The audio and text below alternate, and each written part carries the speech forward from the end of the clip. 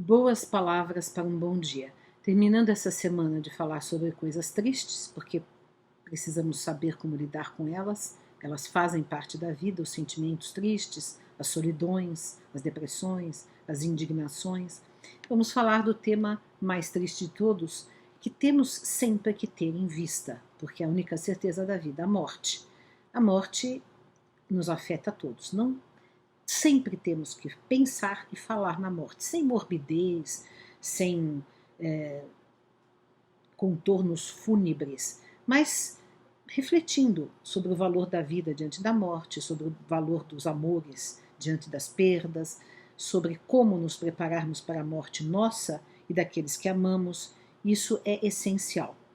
E muitos poetas falaram sobre a morte de diversas maneiras. E hoje eu vou trazer algumas poesias dessas, né? Porque a morte ela é algo que nos coloca frente a frente conosco, com a essência do ser humano, com aquilo que é a vida fundamentalmente. Então vamos começar com uma poesia do Manuel Bandeira, que é muito conhecida pelo fato de que até a gente começa muitas vezes falando sobre a morte, citando esse epípeto que o Manuel Bandeira deu para a morte, essa qualificação, a indesejada das gentes. E ele fala o seguinte, antes vou traduzir uma palavra aqui que ele usa, que eu mesma tive que procurar no dicionário, eu não conhecia, caroável, quer dizer amável. Então, o poema é o seguinte: quando a indesejada das gentes chegar, não sei se dura ou caroável, talvez eu tenha medo, talvez sorria ou diga, alô, iniludível. O meu dia foi bom, pode a noite descer, a noite com seus sortilégios, encontrará lavrado o campo, a casa limpa, a mesa posta, cada coisa em seu lugar. Manuel Bandeira, olha só. Quer dizer, a morte serena, porque tudo foi cumprido, porque tudo está pronto. Assim é bom, por isso a gente tem que estar sempre com tudo em ordem, com todos os afetos em ordem, com todas as pendências emocionais, econômicas, em ordem, tudo limpo, com a consciência tranquila, para quando chegar o momento, a gente ir em paz, como o Manuel Bandeira nos coloca. Vamos ver outra, né, do Vinícius de Moraes. A morte vem de longe, do fundo dos céus, vem para os meus olhos, virá para os teus. Desce das estrelas, das brancas estrelas, as loucas estrelas, trânsfugas de Deus. Chega impressentida, nunca esperada, ela é que é na vida a grande esperada. A desesperada do amor fratricida dos homens, ai, dos homens que matam a morte por medo da vida. Então, para se viver, há que se saber que a gente vai morrer.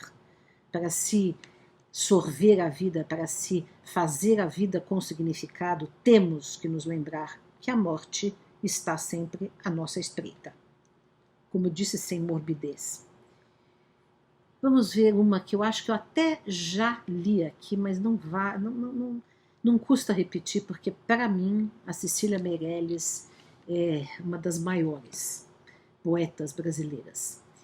Tu tens um medo acabar, não vês que acabas todos os dias? Que morres no amor, na tristeza, na dúvida, no desejo, que te renovas todo dia, no amor, na tristeza, na dúvida, no desejo, que és sempre outro, que és sempre o mesmo, que morrerás por idades imensas, até não teres medo de morrer, e então serás eterno.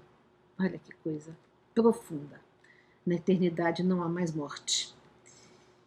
Veja só, há um poeta inglês, John Donne, muito famoso, e que escreveu um soneto muito famoso sobre a morte. Eu encontrei essa tradução na internet, mas eu não sei quem foi que fez. Não consegui apurar. Então, o tradutor que me desculpe. Morte, não te orgulhes, embora alguns te provem poderosa, temível, pois não és assim. Pobre morte, não poderás matar-me a mim, e os que presumes que derrubaste não morrem. Se tuas imagens, sono e repouso nos podem dar prazer, quem sabe mais nos darás, enfim, descansar corpos, liberar almas é ruim? Por isso cedo os melhores homens te escolhem. És escrava do fado, dos reis, do suicida, com guerras, veneno, doença, has de conviver. Ópios e mágicas também têm teu poder de fazer dormir. E te inflas envaidecida? Após curto sono, acorda eterno o que jaz. E a morte já não é morte, tu morrerás.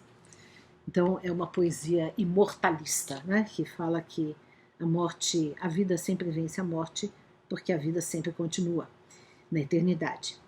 E aqui, para encerrar essa semana e para encerrar essa nossa abordagem, porque de fato nós podemos encarar a morte de maneira mais serena, mais tranquila, quando a gente entende a finitude como algo natural e como se a gente tiver dado sentido existencial à nossa vida e tivermos cumprido a nossa parte no mundo e tivermos deixado afetos e tivermos construído uma interioridade profunda em nós. Mas nada nos conforta tanto quanto sabermos que a vida continua, né?